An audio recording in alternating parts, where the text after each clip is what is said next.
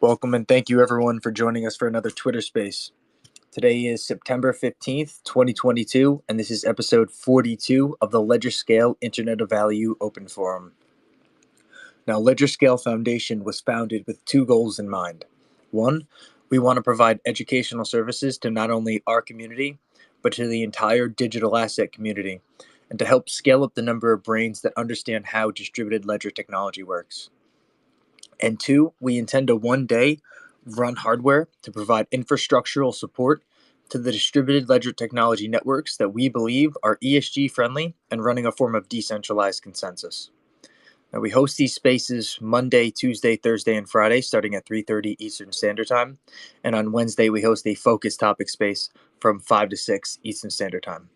And if I could just ask if everyone could give us a follow on Twitter at ledgerscale, turn those notifications on so you know when we're going live, and hit the little bubble at the bottom right and like and retweet the space so that hopefully other people can find this information valuable in the future. Yeah, and they're also live streamed over on YouTube, so if you want to follow us over there, that would be great. But basically, we're just here to engage the community. This is an open forum today, and so if you have something you're curious about, please speak up. I'm sure somebody else is also curious about it. Just be cordial if you do, and welcome to the space. I know there was some hearings today. I saw bits and pieces of them. Not sure what else has been going on. What's up, guys? How's it going? Hey there, Tony. How you going? Good. The South Korean authorities also revoked Do Kwon's passport, so he's still in South Korea somewhere, but he still has not turned himself in. Oh, really? There's even some people saying that they don't know. Apparently, the authorities do not know where he is. So, a couple things there. Yeah. But I mean, these people, I'm assuming that they have ways of getting out even without a passport if they have the right connections. But I don't know how well connected Do Kwon might be. Who knows, man? I know when I was on, I worked on this small yacht for a little while, and the captain was telling me a story that he was doing a charter boat and out of the BVI, and the Coast Guard, you know, his license and everything, like his livelihood is through his license through the Coast Guard, and the Coast Guard radioed him and told him to pull into the USVI, and hang on, I might get loud here.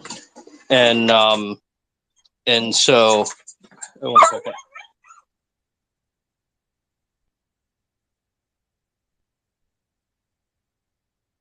Okay. Morning, guys. Morning. Sorry, I had she's getting the dog. So they told him to pull into the USVI, and when they did, the passenger, the charter passenger, was one of the guys that ran one of these online poker websites that the FBI was after, and the FBI came down the dock and arrested the guy once they had him in U.S. jurisdiction. Well, would he be tried in South Korea, or would he be tried in the U.S.? Right now, it's just South Korea, right? Yeah, I highly doubt that they would expedite him. He would probably be tried over there by their government, and you know, he's not gonna. If right, it's just a matter of time until he's caught. He probably wants to enjoy himself before he knows he gets arrested, right? And he gets locked up or whatever is going to happen. But well, I hope they're more stricter with punishment over there than they are here. Because right here, you could just pay a fine and do community service, and then depends on who you know, I guess, over there. Pinky swear, but Pinky. Highly doubt he's getting out of South Korea if he is there. Well, I hope they don't make him just pinky swear he won't do it again. I think you'll find the law system in South Korea is actually quite rigorous. I personally wouldn't want to be in one of their jails for any period of time, whether it be 24 hours or years, by any means.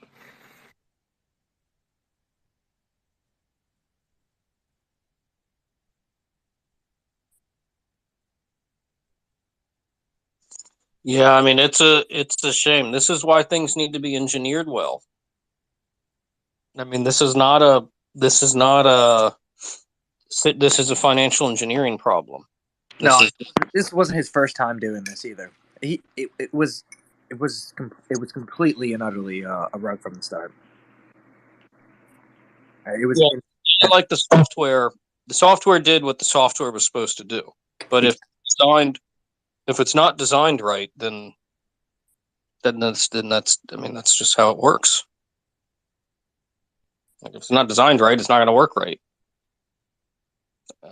It's just yeah. Well, once again, it comes down to the possibilities of anyone being able to actually crash the system. So, I mean, or at least manipulate the system to be able to get whatever outcome that they're looking for. It's almost the same with XLS20. I mean, if that sort of went ahead and people were just trolling the system just to be able to fill up the lines, I mean that would have been bad for XRP as well. So it just happened that was more on a straight money market cash system at this present time as well. So.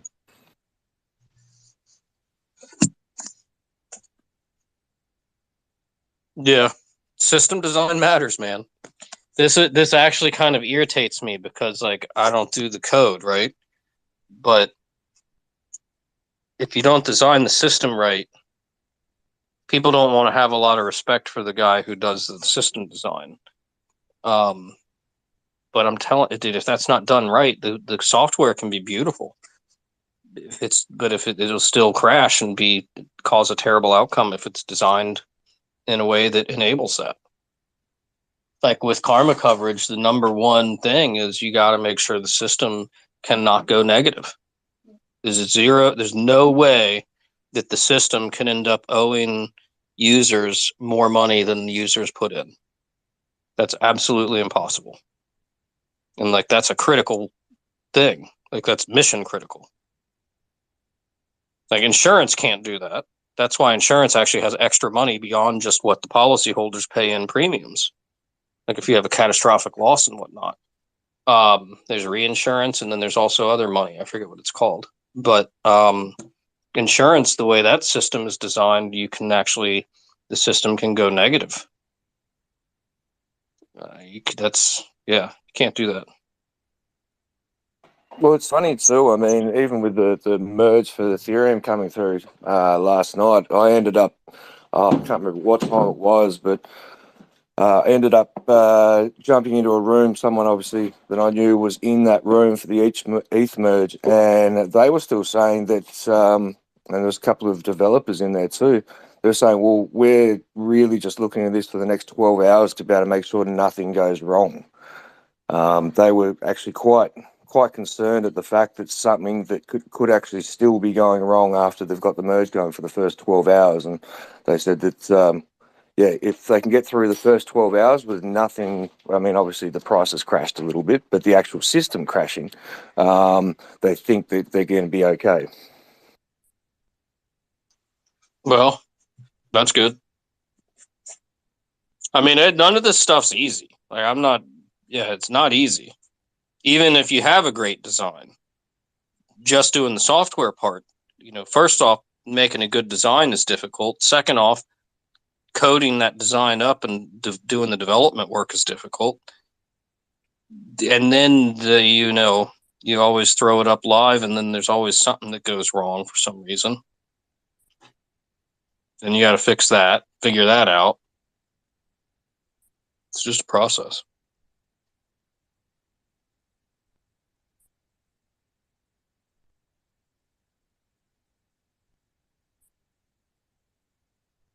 Has anyone got any thoughts on Gary Gensler's speech that I'm still trying to be able to get through the entirety of?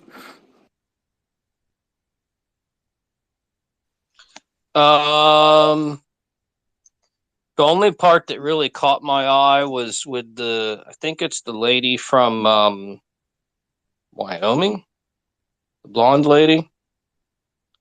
And she's got a bill, and she straight up said that she didn't think they were going to get anything through Congress this year. So, but she said, they intend to reintroduce the bill in the next session of Congress. And she indicated that they had the Congress people working on the bill and the SEC's folks had been working on this together. And they were getting pretty granular talking about, certain lists and making sure that they were on the same page for like certain attributes that needed to be disclosed and some things along that line. It communicated to me that this isn't, the first pass on this. Like they were basically like saying, we just want to make sure that we're all on the same page. And here's a couple of little detailed, granular things where we may or may not be on the same page. In spirit, we're on the same page, but we need to just get details matching, that kind of thing. Yeah, that's cool. As I say, like I've only started up. It's 5. Well, I'm at 5 o'clock in the morning here, so I'm only about halfway through his speech and the whole situation. So I don't know if there's any tidbits that I've missed so far. So, or what's coming up and the rest of it. So I'll get through the rest of that by the end of the day, I'm sure. Yeah, and then I haven't seen much, but there was something with the Ag Committee, because the Ag Committee is over commodities. So if crypto goes under the commodities, CFTC's umbrella, they had another, and there was a lady that came in late to the Banking Committee because she was in the Ag Committee, and they were talking about something with crypto there, and I haven't seen any of that. You're talking about Gary Gensler was sitting down there with the Senate Banking Housing Committee today. Yeah, Gensler was with the Housing Banking Committee or whatever it is, and then the Ag Committee also had a hearing today with about crypto regulation.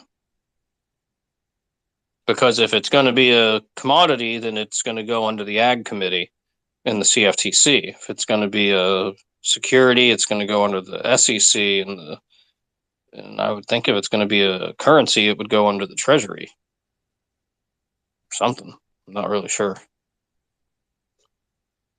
Never got that straight. I always thought it would be best to have it considered a currency, but it seems like a lot of the industry is pushing for commodity. I guess gold is a commodity, but I would think a currency designation would have advantages over a commodity designation. That's for sure. Wouldn't that be then something that the Treasury would have to decide? And isn't the Treasury above the SEC? Well, FinCEN, which is part of the Treasury, already called it a digital currency back in 2015. And yeah, the Treasury Department is in charge of currency, but I don't think you would ever make it like a national currency. That would be ridiculous. But, it could be considered like a foreign currency. I've seen that idea floated. What's the difference between an XRP and a euro? That's the whole point of the X. X is no country representation for currency for the world currencies. Yeah.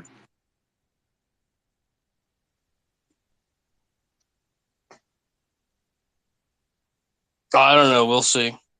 It's kind of a little bit ridiculous.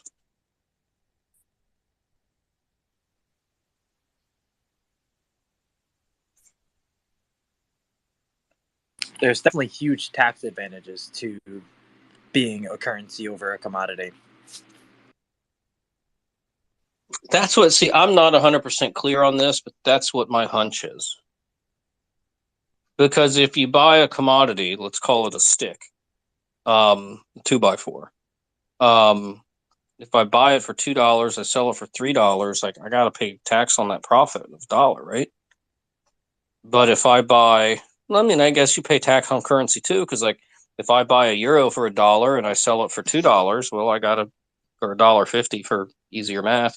I gotta pay tax on that 50 cents profit. Yeah, but see, also here's the thing: whoever sold you, like when you went to Home Depot, right? They had to pay tax to the government also. So whoever sells you your commodity also has to pay tax to the government. Wouldn't that make sense? Well, yeah, I mean, like Home Depot, when they sell me the stick, they're gonna have to pay tax, but they're gonna have bought the thing for 50 cents and sold it to me for $1. Um, Yeah, but how many exchanges do you think in the world pay tax to the United States government? like crypto exchanges? Yeah, Oh, only the ones in the United States. yeah. Yeah, the other ones they wouldn't. Why would they do that? That wouldn't make any sense. They're going to pay tax to their wherever they're domiciled, wherever to their government. So if you're buying commodities from say Asia, how is the government going to collect the tax? I think they wouldn't allow that.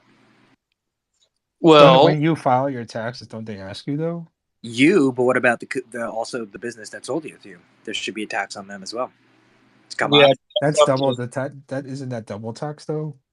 no, because let's say it's a Thai company, and I buy a bunch of I don't know what do they sell bananas or something, um, and then they're going to have to pay tax because they're a Thai company to the Thai government, however the Thai tax rules work, right? That's on them. I bought the bananas for $1, and so my cost basis is $1.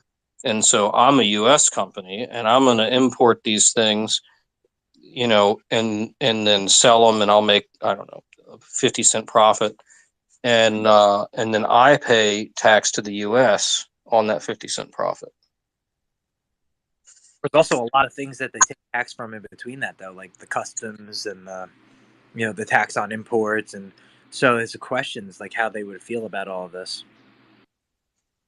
Yeah. I mean, there's a bunch of different types of, I mean, I'm just saying tax generically speaking, but yeah, the different tax takes different forms. Well, it's interesting, especially here in Australia, too, just bringing up that, like, other exchanges actually paying some kind of tax rate here in Australia. Because if I say, like, with Binance Australia, which is obviously registered in Australia, I mean, my costing to be able to say buy like 1,000 XRP is probably only maybe like 2 XRP. So, I mean, that's not really a 10 or 20 or 30% tax rate from Binance for me to be able to actually buy that product. Yet at the same time, I still need to be able to pay capital gains tax if it's before 12 months and it's over, say, your $180,000 taxable limit. You're probably paying anywhere up to, say, 48 cents in the dollar for tax. But then over that, if it's over a 12-month period, it's only 33% capital gains tax. So that's a really, really interesting thing, like actually working out what the exchanges are paying to be able to actually cover that off as well. I know with a little company here, which is called CoinSpot, I think I was paying anywhere up to probably about $9 to $10 to be able to say buy maybe $1,000 worth of XDC or whichever it is, because I couldn't just get it on a major exchange. So at least they're covering off on that, but it doesn't seem like Binance is doing that, even though it's a registered company in Australia.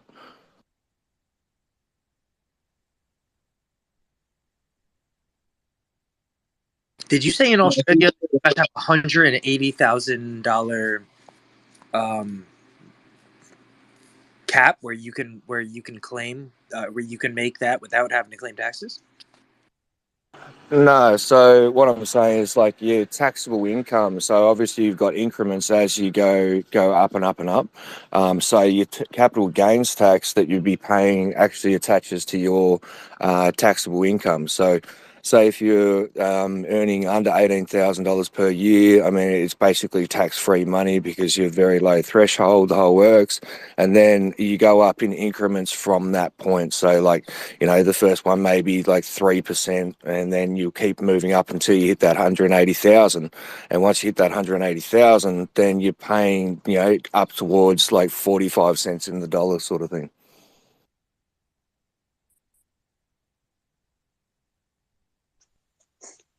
I think you're talking about the difference between short-term and long-term capital gains tax rates.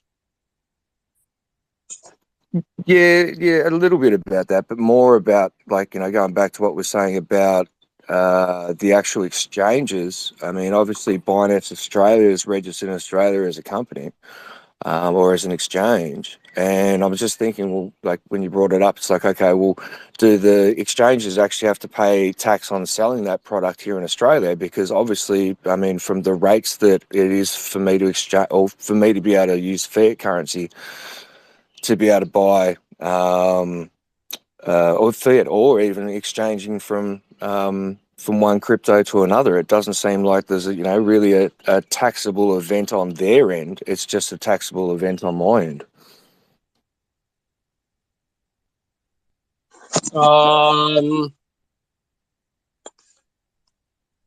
Yeah, that would make some sense. There's two things. And I don't know what Australia's rules are, and I don't even think the U.S. knows what our law. We don't have any laws. But there was a rule that England put out called de minimis. So, like, if you're trading between, which basically means like it's small enough, it's non-material, we don't care. So they put forth a rule that like if you're trading, say, you know, XRP for Bitcoin, for Ether, for whatever, all this stuff that quite frankly is outside their jurisdiction because they can't do anything about it. They classify that as de minimis, so they don't care. It's when you come back into the pound, you're going to pay your taxes. So there's that rule, and then what was the other part of that? Oh, if you have short-term capital gains, I believe, at least in the US, that's taxed at your ordinary income rate, I think. I hated tax stuff. I don't really know. That's why I have a CPA doing my stuff. Yeah, that's the same basis as what we've got here. So, like I say, when you hit that 180,000, like that's your largest taxable income rate, which I believe is about 45 to 48 cents in the dollar, which is it's still quite high. I mean, you do one really large trade on a cryptocurrency, and that hits your account, and you've traded it out of one cryptocurrency to another, then that's a taxable event at the end of the day, whether you've realized it back into fiat currency or not.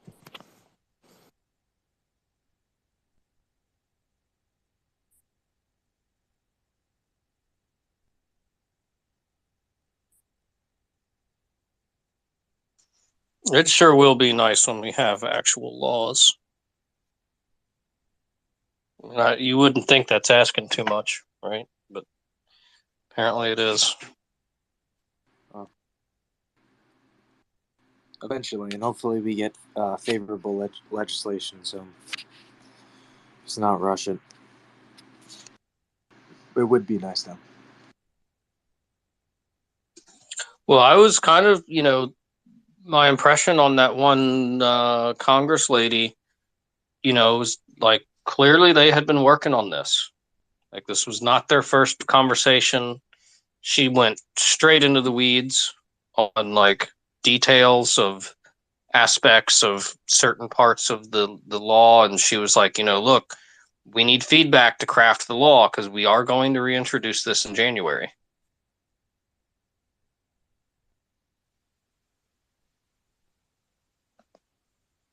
So I'm guessing maybe first half of next year, hopefully at the earliest, we see like some laws. Maybe, hopefully. Well, even then, with the midterms coming up as well, I mean that's going to throw a spanner in the works, so to say.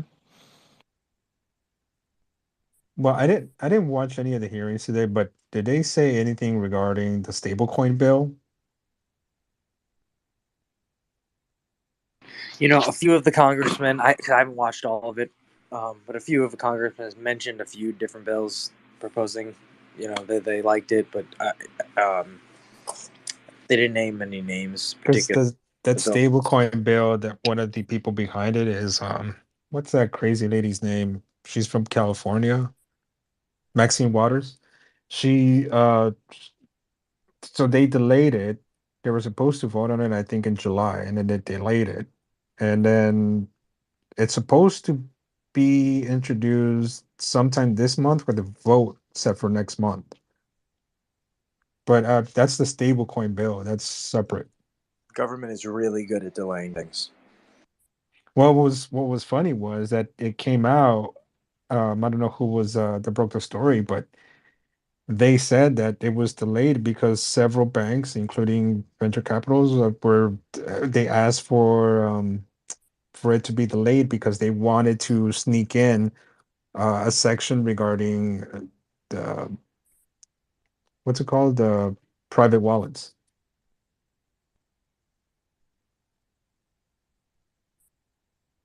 Quick question, Def. Yeah, we know that the government is definitely slow in how they come to a consensus or agreement on this stuff. But do you think that it would be any faster in some of these like decentralized consensus mechanisms that we use, right? Like if they had over 100, 200, 300 different people all trying to come to a consensus on something, I don't think that it'll be much faster. Like these consensuses are really hard to come by when you're dealing with a lot of different participants with different ideologies.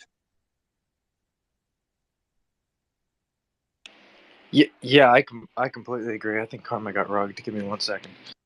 Sorry. Yeah, I completely agree in that regard.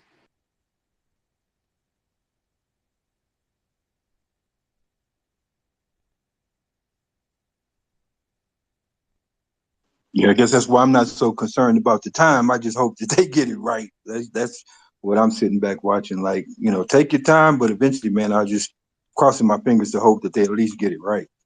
Yeah, we could because if we have a bad bill that comes out, right, it could really screw things up because the way Gensler was talking today it was really getting a little confusing about like even DeFi projects in general, right? They want to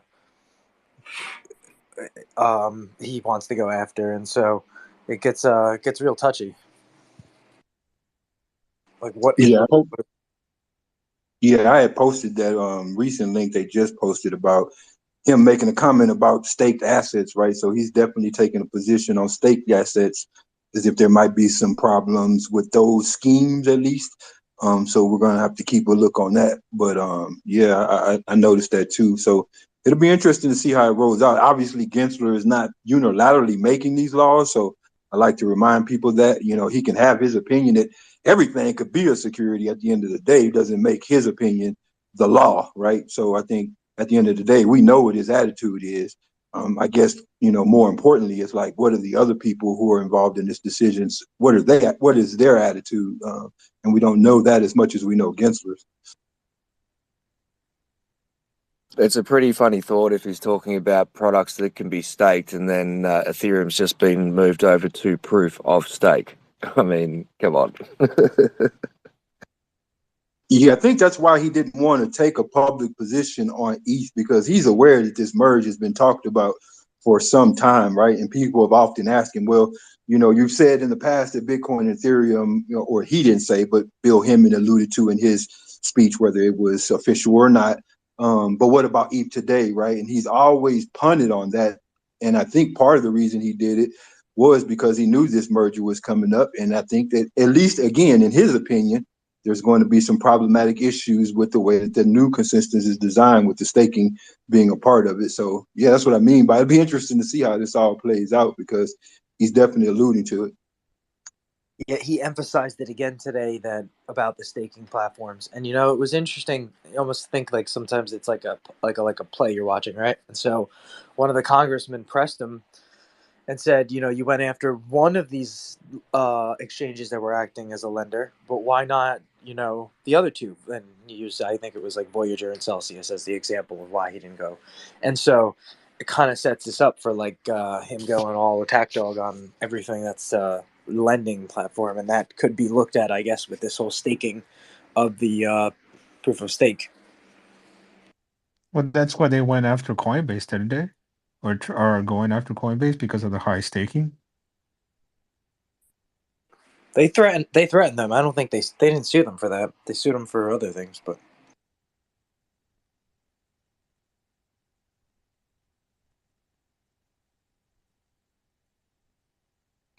Yeah, it will be interesting to be able to see how that all plays out. I mean, on a side note, when it comes to staking, a lot of the guys in the Ethereum room last night were actually saying that a lot of the miners.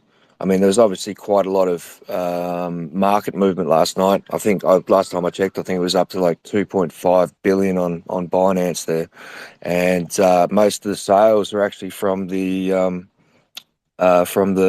state. Oh, sorry, not the state. It's the miners actually just deciding to be able to dump a lot of their product back on the up on retail. So very interesting. yeah, like when I go to CoinMarketCap right now, right, or CoinGecko, and I look at Ethereum, is this the proof of stake or the proof of work one? Is it the proof of work one is just completely just gone? Like it's you can't even look at it as an option anywhere, or is it shut down? Did the node stop operating? I'm not sure about the answer to that, Def, but I know that BitTrue was at least kind of like talking about supporting some kind of new asset and chain under those who were going to continue the proof of work. So there might be some small exchanges who are kind of making some deals to support that fork. But other than that, I think most of the aggregate sites are still just reporting on the new merged ETH. Oh, so it just gets to like just hold the $1,500 peg starting. That's interesting. No, I'm not sure it's holding the peg, right? Because if one of the exchanges is offering the fork ETH, right, then it's going to be whatever that tokenomics is doing specifically for that fork. But whether they carried it over as a pegged price or not, I'm not sure. But if I find something, I'll share it with you. Yeah, that's interesting. Well, the tick has still been running on Binance, and they get all their stuff off Coinbase, don't they? So there's no indication of a hard fork there either. So it must have just continued on the same ticker.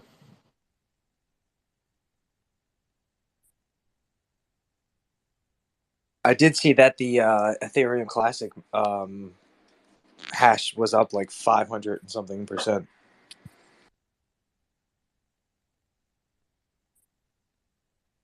What does that indicate? That a lot of the miners went from Ethereum to ETC. Okay, that makes sense. Gotcha. But it wasn't all of them, right? I guess maybe they went other places too, or maybe they shut down. Maybe my hypothesis will come correct, but the cloud gaming. So, Death, if you go to BitTrue, right, they have an asset listed as ETHW, which is the fork, and it's listed right now at the $87.25. So they're tracking the fork over on BitTrue. All right. So the coin market cap websites have just not picked it up or put it up yet. Yeah, it seems like they each kind of made an agreement with a lot of these exchanges and aggregators, etc. To like, look, we're not supporting the fork, so we don't want you supporting the fork, and they made it a cushy deal. They just kind of really trying to push ETH, the forked ETH, the old proof of work, just to the obscurity of just like being a non-thing, right? Unless it's just on one of these smaller exchanges. Yep, that's it. Just kill it off. Well, isn't that how decentralization works? Yep. Go ahead, Tony. Now, I was just gonna ask, so what happens with the wrapped ETH? Because some of these exchanges platforms got wrapped ETH that it was not going to be available until 2.0 launched. And one of them was Celsius. Celsius had a significant amount. Well, you make a good point. They're probably going to get it. Yeah, I mean, weren't they already supposed to get it? And then, yeah, when they do get it, aren't I mean, I would assume they're gonna dump.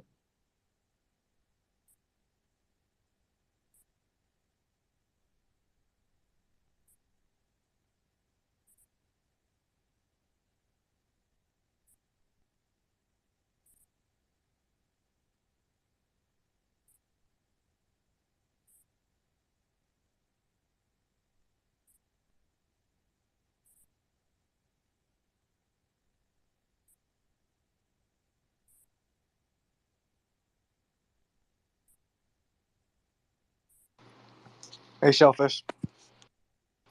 What's up? How's everybody doing? All right. How about yourself today? Good. I missed it. Did you guys already talk about the sex? What was that? Did you guys already talk about Gensler and the sex? No, you can keep talking about it if you would like. Oh, I was just asking if anybody watched it or heard anything. I was in and out. For the most part, I still have like 45 minutes left. Yeah.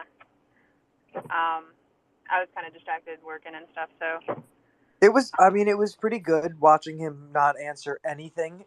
The best part was like looking at his face sometimes because the facial expressions. He was like, he didn't know what to do. Other than that, it was basically he never answered anything really. So classic Gary, he like Deflected everything, but the congressman called him out a good amount of times on deflecting everything. But it's yeah. Other than the fact that it seemed like he was very adamant against the lending platforms and staking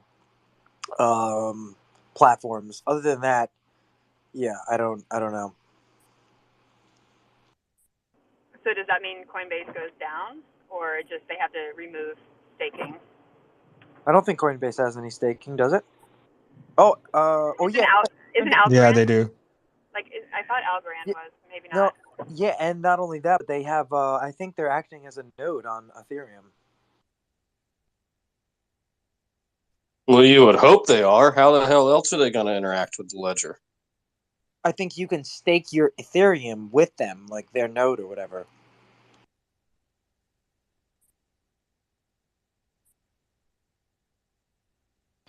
I also read somewhere that something like 90% of the transactions that have occurred in the last couple hours were from like 2 POS nodes on the system with the most tokens, but I don't know if that's accurate or not.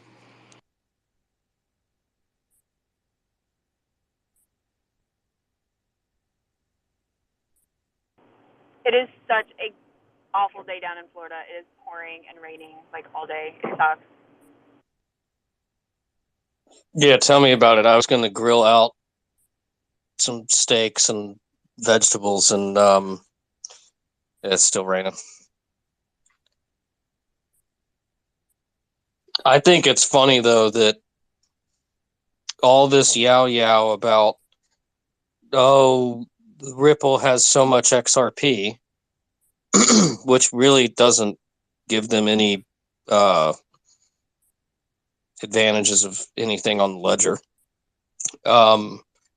And then like Ethereum switches over to proof of stake, which totally gives the people with the heavy hands or the big pockets, advantages, right?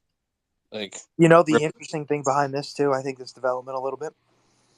Songbird and Flare are positioned perfectly to pick up the slack of where somebody would want something like a passive income from a stake, but is not actually staking, right? Because in the sense of Songbird and Flare, you're not staking it. You never give your access or ownership up of the tokens.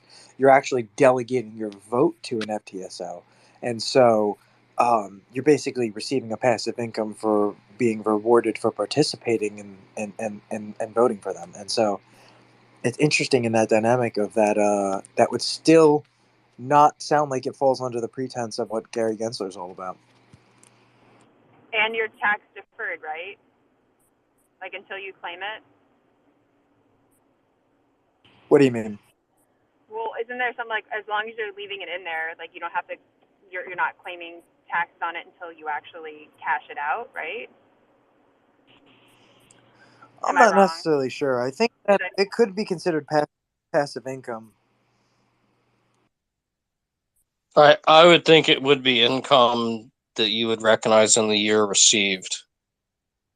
I'm not 100% sure on that, and I don't think anybody is because we have no laws.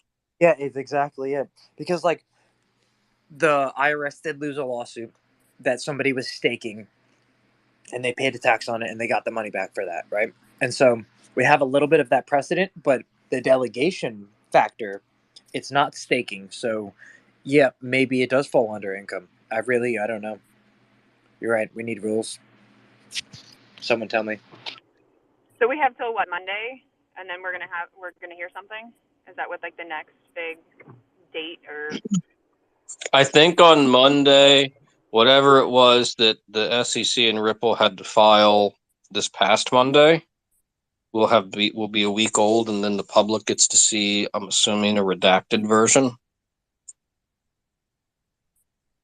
Redacted, everything redacted. Yeah, we see things so redacted that there's not even a point in looking at it because you can only like read like 3 words. It's a little frustrating, but I mean, what are you going to do? I mean, you could bitch about it or just like it is what it is. Like, what are you going to do? This is how these people function and operate, and I'm sure there's good reason for it. I'm sure that good reason is abused for bad, but still, I don't know.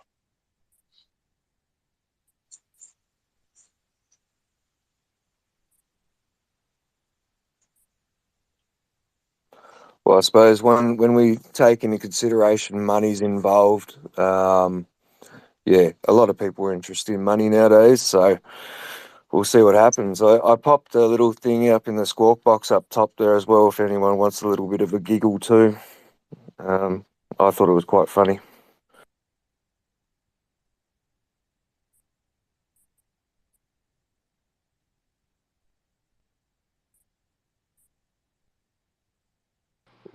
Why was the gas fee so much? What? They were trying to get it in for the very first proof of That, stake. that's how much spam there was on the network. Yeah, man. Yep. That's quite expensive personally, I think. even at only $80, even if it's only $80 a token. I mean, I'm sure he got it all for free, right? But that's still $3,000 of a. He paid $3,000 to. Jesus, I don't understand. No, not $3,000. That's 36 ETH. Yeah, but it's the proof of stake one, which is on the exchange. At least Bitcher right now is trading at $80. The proof of work one is still listed on the CoinMarketCap website. It looks like, and all the websites, but that's not the same one. I think being traded at the exchanges. Oh, no. Sorry, man. Sorry. Actually, I do have details on this. So in that room last night, they were saying that it has moved to proof of stake, but at the same time, the actual something won't change over for 12 hours. So it's still on the old ticker. So like it's still at the $1,400 or $1,600 or whichever it is as basis currency. So that 36 ETH is actually at that $1,600.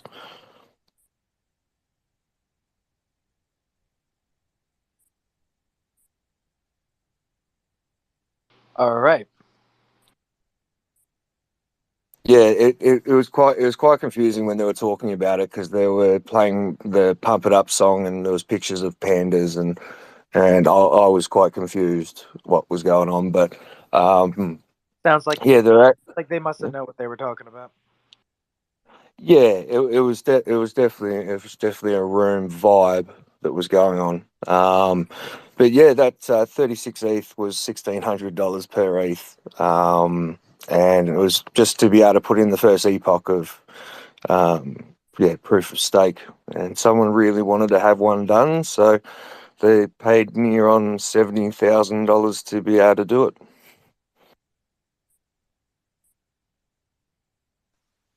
Well, you should have seen all the unicorns and cartwheels and all the clowns and stuff at Apex. They were just all over the place. They had lasers and bubble machines.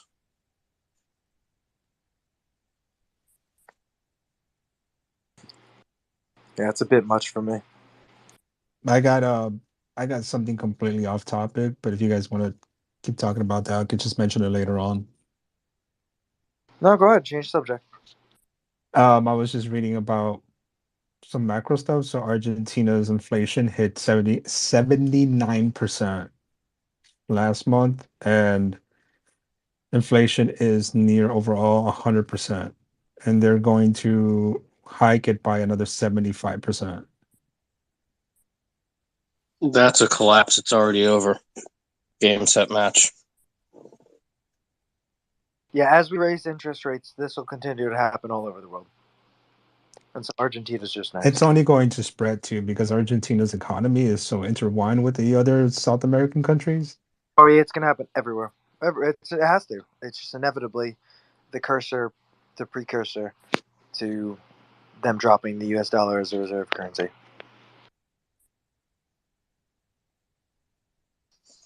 That's honestly pretty terrible to hear. I didn't know that. Yeah, that's a currency collapse.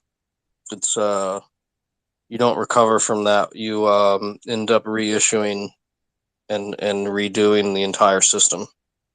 And yeah, so there's a lady here who she's interviewed, and she's saying how she can't believe she's never witnessed it before. It's in her 67 years in Argentina. And she said how well, they back up with numbers right here, how in the last 12 months the inflation has gone up 78.5%, while prices of food in the past 8 months have gone up over 56.4%. And then their central bank came out, and then they said that they expect the inflation rate to hit 95%. The central bank However, will end up folding. I'm sorry? The central bank will end up folding. Yeah. And then it says some private analysts predicted it would actually hit 100%.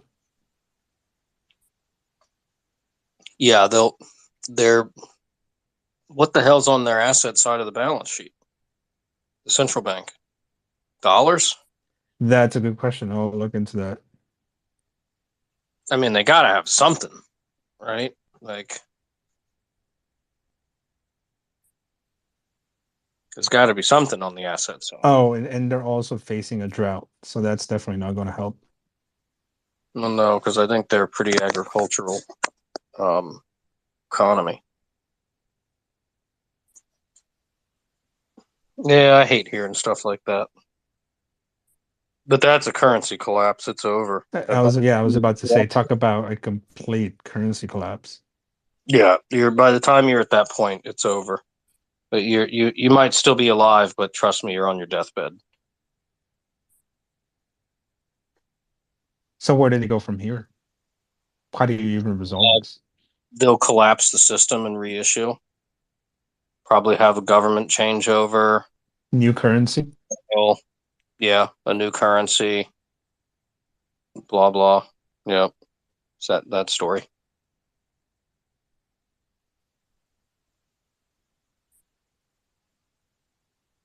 It'd be interesting to be able to see what happens with like places like Poland.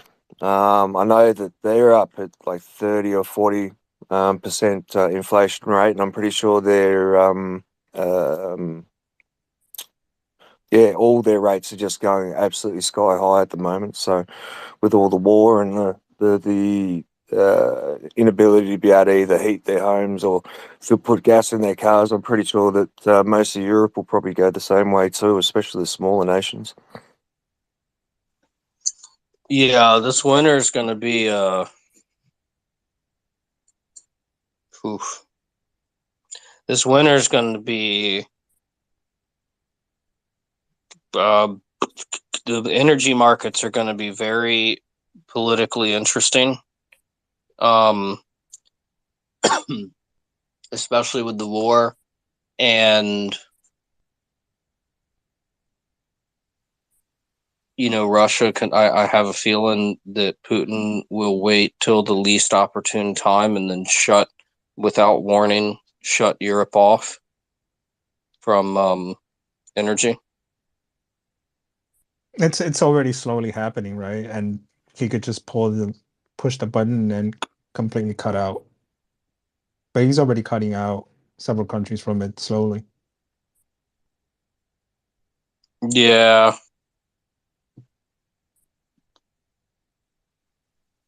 He's that kind of guy. And so in the article that I'm reading about Argentina, it says unions are strong and they are pushing for higher wages. Not sure how that's going to help. You're going to get paid more of nothing. Like, who gives a shit?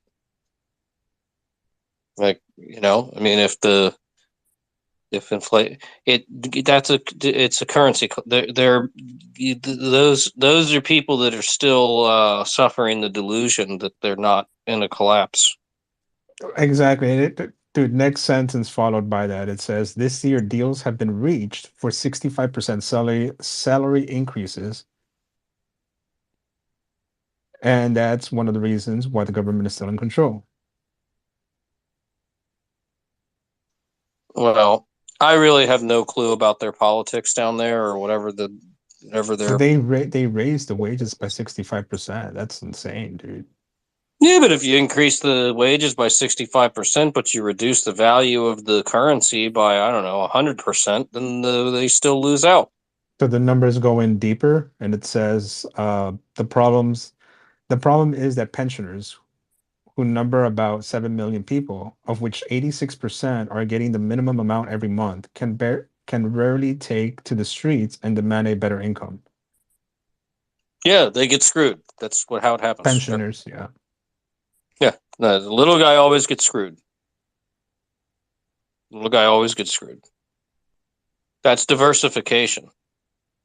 Or you diversify the losses across a whole lot of little people. That's how it actually works. I know that's not the textbook definition, but same thing's going to happen in crypto. Watch. Same thing's going to happen in the stock market. It's already in the process of.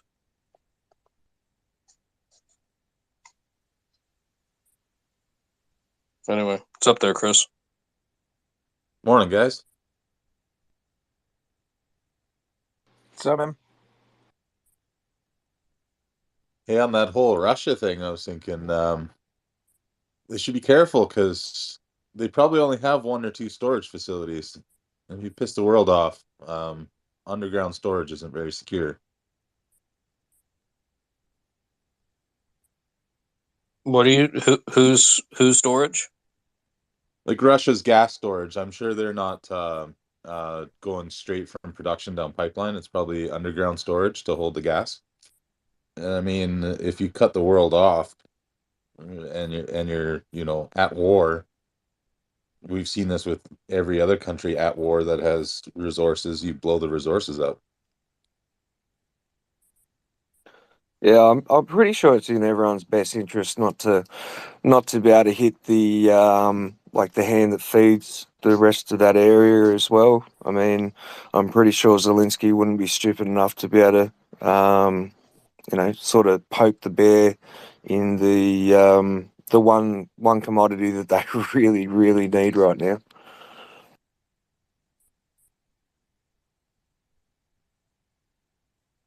Like, I mean, the outside of that aspect too, I mean, that would really just kill all the future needs for most of Europe too, which would be It's detrimental to that whole entire area. I mean, I'm pretty sure Zelensky would probably put his forces around the outside of those storage tanks to be able to make sure nothing happened to them as well, just, looking into the future. Oh, it was smart decisions aren't always made during war, though. I mean, we go over to the Middle East and, well, used to blow that shit up, right? And it would just be a storage um, cavern, basically. It wouldn't take out the whole infrastructure. It would just shut them down. I'm not saying it's a good thing. It would be terrible, but terrible things happen during war. And I mean, if they're not selling it to the rest of the world anyway, because right now I've seen they were, in talks with China about pipelines and stuff today. So if they pipe to China, they might just cut off the rest of the world forever, right? If they have a permanent one customer that they rely on that's paying them in rubles like they wanted, why would they turn the rest of the world back on?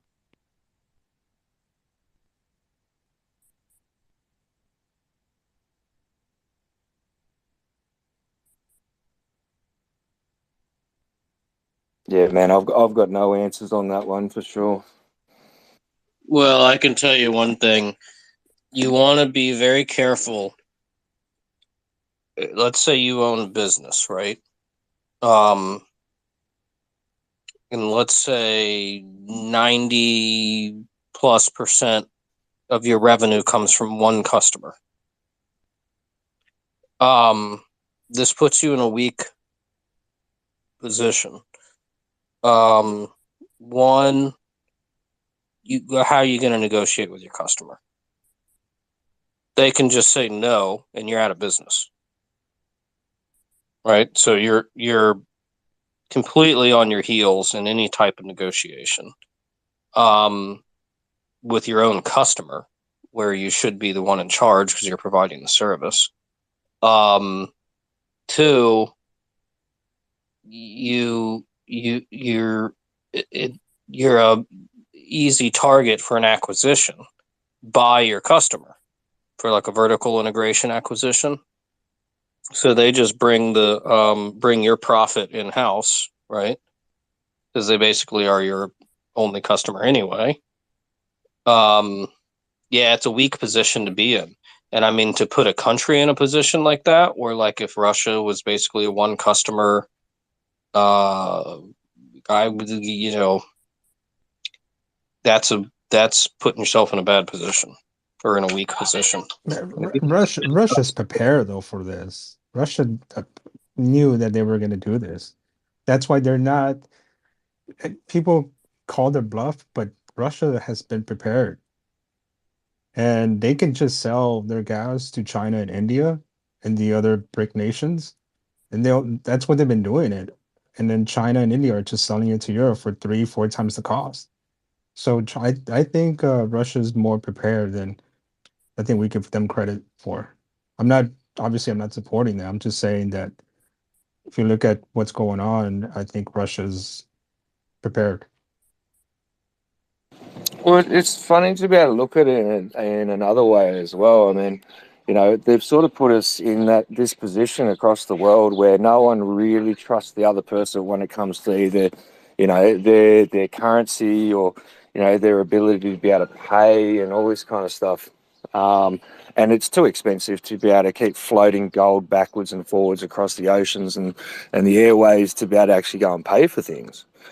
And we're sitting on this precipice where you've got, like a bridge currency, so no one actually has to have any trust anymore, and go full trustless from one country to the next. And then it doesn't really matter whose money it actually is as long as the bills get paid at the end of the day.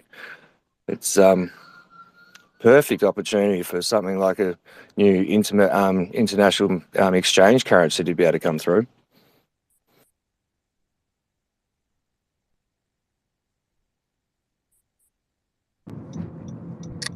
I've got to agree with Tony with regards to Russia. I think Russia has been preparing for this event for quite some time, even about 10, 15 years ago.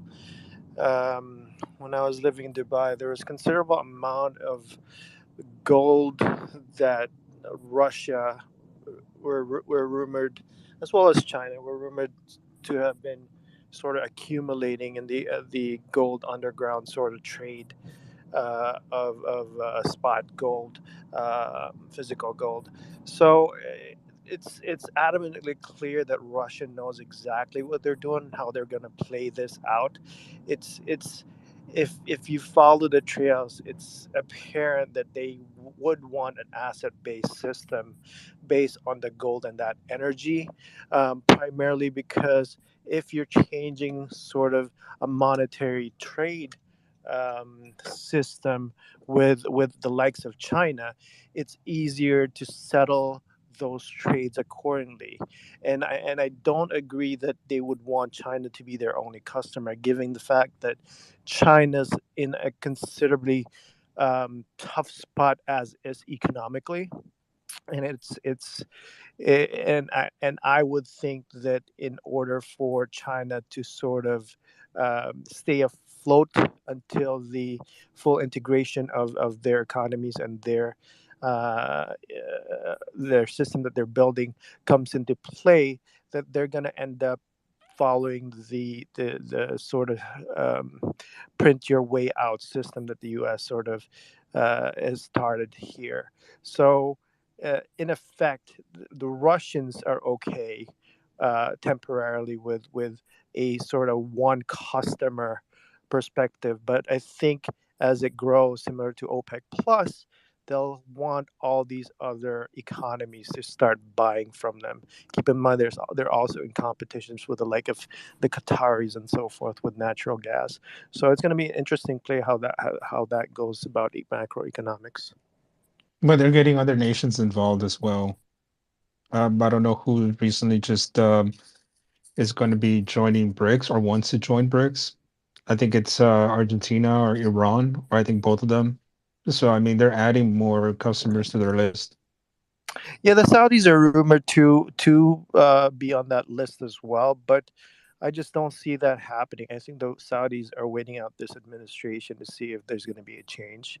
Assuming that the Biden sort of led coalition comes into the next administration, then I think the Saudis may go in that direction. But I've got a hunch they're going to be backing, you know, a Trump-like character, and the Saudis will fall back in line if say Trump or DeSantis comes and becomes the administrator, or at least an administration that's friendly to Saudi initiatives in the region. Yeah, not to like change the subject, but I did throw a poll up there at the top about like what are people curious about regarding the Internet of Value. If anybody wants to take a second and give some kind of indication there. Interledger protocol is winning. Yeah, I thought that was interesting. I gotta buy my stuff to go out there for November. Where are you going? There's an Interledger conference in New Orleans, and there's a couple people I've introduced and stuff who are working on various things, and they're all going to be out there. So I figure I ought to probably go out there.